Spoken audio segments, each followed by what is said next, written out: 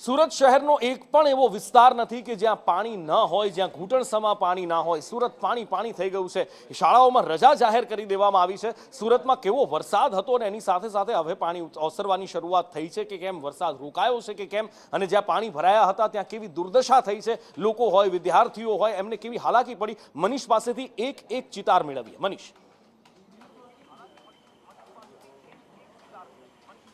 जी बिल्कुल नुपुर बात करिए तो आज दक्षिण गुजरात में मेघो है ते मन मूकीने वरसो है। खास करीने बात करिए तो आज सूरतनी वारी हती अने वहेली सवारथी ज सूरत शहर में वरसादनी धमाकेदार शुरुआत थई गई हती अने आ वरसादनी शरूआतनी साथे ज शहर में पाणी भरावानी जे समस्या है ते सर्जाई हती। खास करीने बात करिए सौप्रथम तो दबोली विस्तार में जे पाणी भरावानी समस्या सर्जाई हती। वेदोड विस्तार में जे पाणी भराई गया हता, रस्ता पर पाणी फरी वरता जाणे के रस्ता है ते नदी में जे कहेवाय के बदलाई गया होय ते रीतनी परिस्थिति सर्जाई। बीजी बाजू बात करिए तो सौथी वधु वरसाद है ते कतारगाम झोननी अंदर वरसो हतो, त्यारे कतारगामना अनेक विस्तारों में पण पाणी भरावानी समस्या है ते यथावत हती।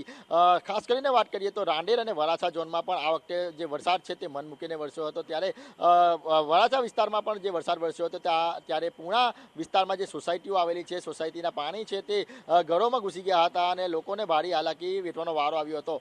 वराछा विस्ताરની વાત કરીએ तो वराछा विस्ताરના જે वराछा પોલીસ સ્ટેશન બિલકુલ આવેલું છે મનીષ। તેના રોડ રસ્તા પર પાણી ફરી વળ્યા હતા। જાણે કે રસ્તા નહીં પરંતુ નદી વહેતી હોય તે પ્રકારની સ્થિતિ સર્જાઈ હતી। એટલે સુરત શહેરમાં આજે મન બિલકુલ। મૂકીને જે મેઘો છે તે વરસ્યો હતો અને ભારી લોકોને હાલાકી વેઠવાનો વારો આવ્યો હતો। જી।